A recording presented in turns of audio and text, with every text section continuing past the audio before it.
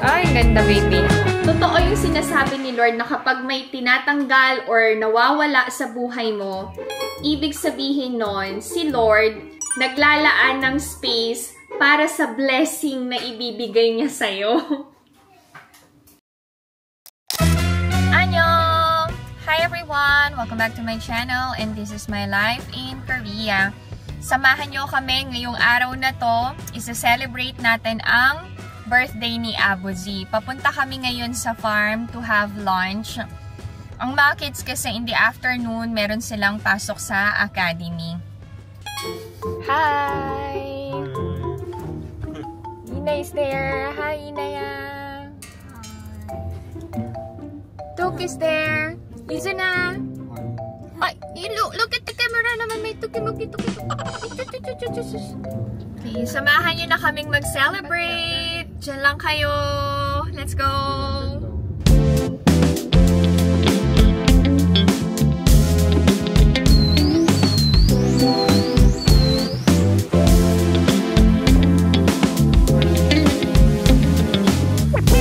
Annyeonghaseyo! Walang meat today. Fish lang. Fish. Yan. Iba't ibang klase ng fish.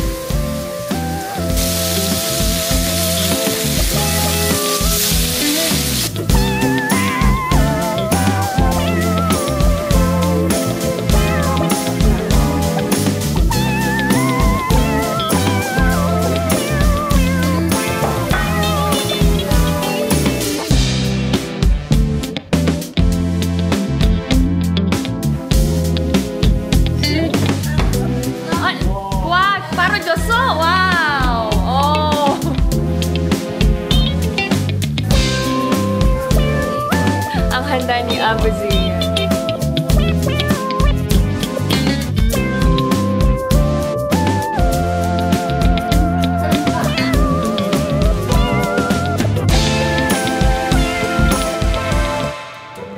Wow!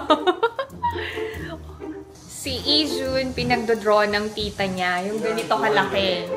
Yan, project ni Ijun. Tapos bibilihin ng tita niya yung artwork niya worth 300,000 won. Nagbigay yung tita niya ngayon ng pambili ng materials.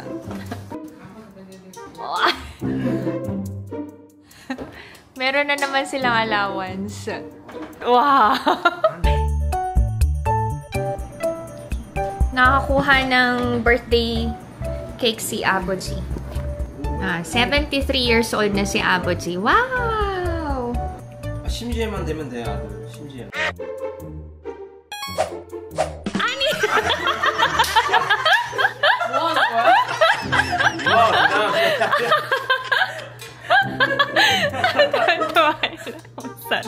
Okay, let's sing, Bali! 생신 축하합니다.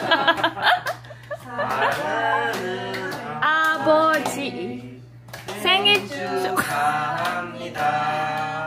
예! 안고? 아, 예! 생신 축하드려요.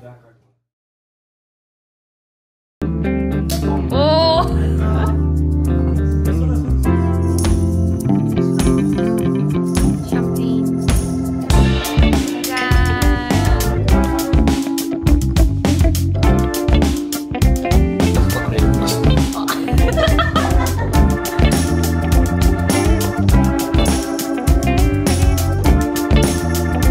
이준이가 다 맛있겠다.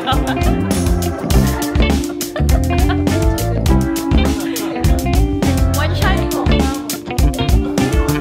근데 왜 성인용이라고 적어놨어? 이거 죽는 거 아니야? 죽는 거 아니야. 안 죽어. baka daw mamatay siya. 맛있어? 근데 안 먹어봐. 아빠. 됐어.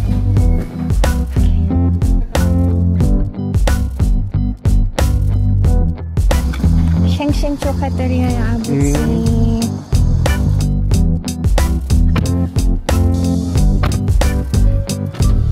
이준이 바로 떨겨줘야 되겠네, 학원에서. 학원 데려다 줄게. Si Ijun may pasok eh. Mamaya pa si Ina papasok. 올라갈게요. 내일 봬요. Hindi nakapag-farm tour kasi maulan and maputik yung farm. Next time na lang to, netizens. Sabi ng mga biyanan ko, maganda daw yung harvest this season. Malalaki yung apples. Thank you, Lord. Ihahatid namin si Ijun sa academy. Tapos bibili kami ng damit ni Ina. May aatanan kaming wedding. Nag-request siya kung pwedeng bumili ng bagong damit. Sabi ko, okay, sige. Samahan nyo na kami to, netizens. Kasi, dyan lang kayo. Dyan lang kayo.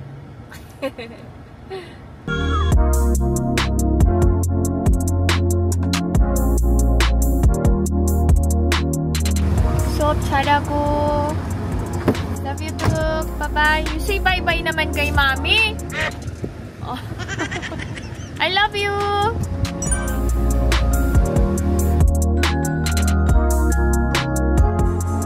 Nandito kami ngayon sa Hanam Starfield. 여기로 들어가시면 됩니다. 여기로 들어가십시오. Okay. Naka-sale. 24,900 na lang.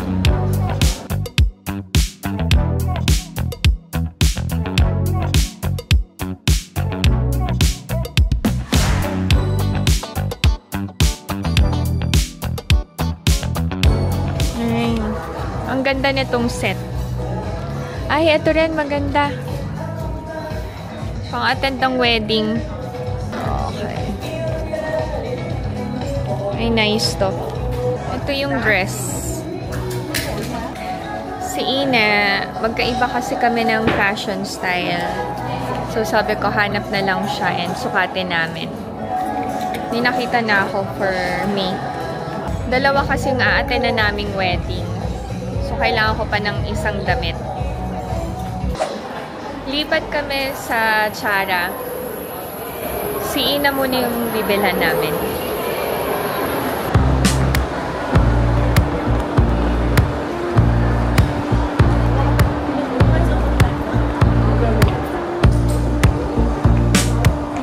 Ay, ang daming magaganda.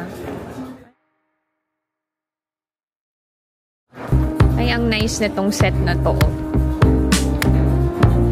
Ayoko lang yung belt. Pero ang ganda, in fairness. Hindi pa parang matanda, pero maganda. Maganda naman. Kaya lang parang pang matanda yung kulay.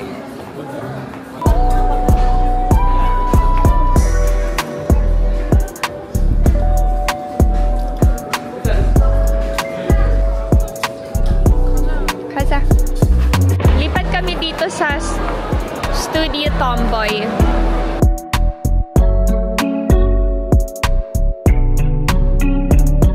Pang winter na yung mga binibenta. Bagong open ang Spouse. Meron silang event. Ate.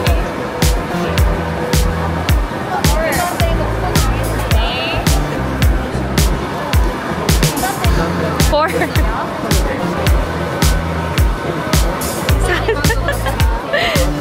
Lahat kami 4. 4번 다 4번이야.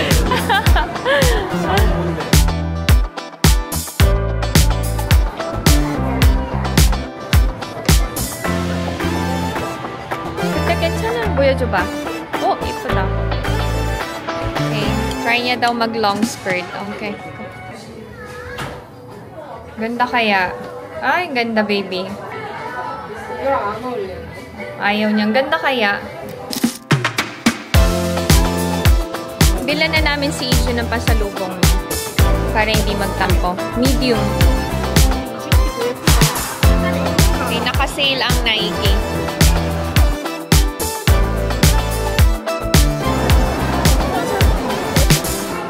Naka-sale pero broken sizes. Walang size si Alex.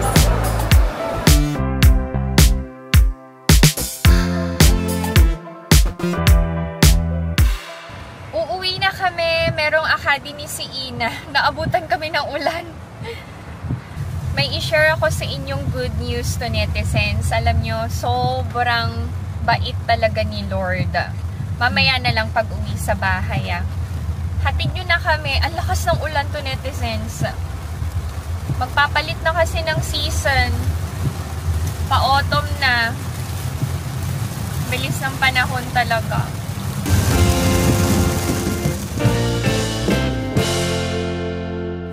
We are already home. Bigay na yung pasalubong.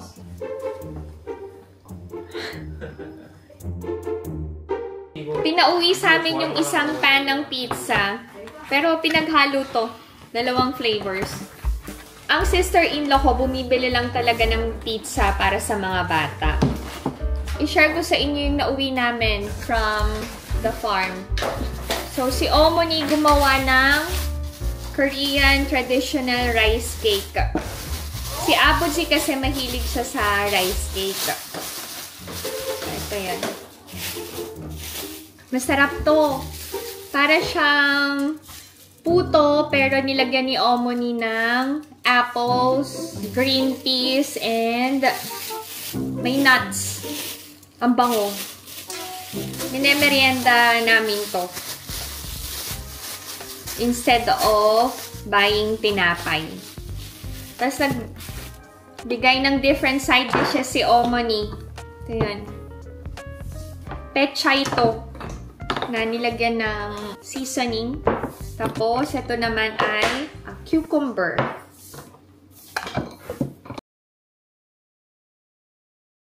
Ang daming nilutong isda ni Omoni kanina. Yun pala, ipapauwi niya sa amin. Kaloka. Ito puro isda. Ayan. Si Omoni, alam nyo, nagpapauwi siya ng mga pagkain, luto na, para ipapainit ko na lang. Ayan. Alam nyo, sobrang pagod ko and stress ko. Parang banlag yung isa kong mata. Napansin ko lang. Tapos, ang sister-in-law ko, nag-bake ng muffins. Ayan o. Meron pa kaming nauwing corns. Alam nyo to, nalaga na to ni Omoni. Ipapainit ko na lang. Tapos, merong chame or yung Korean melon. Tanim to sa farm. Siyempre, hindi mawawala ang green and red apples. Oh, diba? Yan oh. May red apples na. Ano pagkakaiba ng green and ng red? Mas matamis ang red compared sa green. Tapos, aside from green and red apples, meron din kaming nauwing peaches. Ah, hindi ba? Hindi pala to peach. Ito pala, yung peaches. Magkaka-shape and kulay kasi. Sorry naman. Anyway, sobrang blessed to have my in-laws. Napakasipag nila. Kaya naman, nabibiyayaan din kami. Sabi ko sa inyo, diba, may isi-share akong good news. Sobrang bait ni Lord. Alam nyo, hindi ko to hinanap and kusang dumating sa akin. Nasabi ko sa vlog na parang gusto ko nang bumalik sa pagtuturo kasi palagi na lang akong nasa bahay. So yesterday, I received a call from my supervisor asking me na magturo sa academy kung saan siya nagtatrabaho ngayon. Alam niyo ito, netizens, parang hindi ko kailangan maghirap mag-apply ng trabaho kasi kusang dumating sa akin yung trabaho. So, sobrang saya ko. And alam niyo, yung workplace ko before, same lang din. Ibang owner lang. And ibang pangalan ng academy. Sobrang convenient for me kasi malapit lang yung workplace ko. Ang saya-saya ko. Thank you, Lord. Totoo yung sinasabi ni Lord na kapag may tinatanggal or nawawala sa buhay mo, ibig sabihin nun, si Lord naglalaan ng space para sa blessing na ibibigay niya sa'yo. So, thank you so much, Lord. for blessing me and my whole family abundantly. And praying na lahat ng to netizens, i-bless mo din, Lord. So, yun. Soon, mag-work na ulit ako sa academy and magkakaroon na ulit ako ng content together with my students. Praying na, maging maayos ang pagbalik ko sa trabaho ko. Thank you so much to netizens sa walang sawang pagmamahal at suporta nyo. Palagi kayong nasa prayer ko talaga. As in, hindi ako natutulog sa gabi na hindi ko kayo pinagdarasal. Promise. Kami na lang ni Lord ang nakakaalam nun. Siya yung magpapatunay na nagsasabi ako ng totoo. I-share ko sa inyo yung nabili namin from Hanam Starfield. Si Iju nagpapabili ng hoodie pero hindi namin siya binilhan. Mahirap kasing bumili and hindi magugustuhan, baka hindi isuot. May academy siya. So sabi namin next week na lang. Kung mapapansin nyo, madalas kaming mag-shopping kapag magpapalit na yung season. Kasi magpapalit na din ng damit ang mga kids. Hindi nila maulit yung damit nila from last year. Kasi sila they keep growing lalo na si Ijun. Biglang tangkad talaga siya. So, yung mga damit niya napagliitan na. So, ito yung t-shirt na nabili namin for Ijun. Ito. Si Ina. Dalawa yung nabili niyang t-shirts for herself. Ito yung isa. Japanese anime characters yung nandito. Right, baby? Oh. Tapos, ito pa. Okay. Tapos, ito yung binili niya, denim skirt. Sabi ko sa kanya, mag-short skirt siya. Ayaw niya. Sabi ko, makinis naman legs mo. Tsaka, okay naman. Nalalakihan siya sa legs niya. Sabi ko, may mas malaki pang legs yan. Okay lang. Isa lang yung nabili ko from, Chara. Ito, naka-sale. Para kasing bagay sa akin yung yellow. From 55,900, naging 35,900 na lang. Ang nagustuhan ko dito sa knit na to is yung pearl details. Yan, naka-ribbon-ribbon. Cute. So, yan. That's it. This is my video for today. I hope that you enjoyed watching. If you're new to my channel, please consider subscribing, like, and share. Pinay Mom in South Korea. Stay safe, everyone. Bye!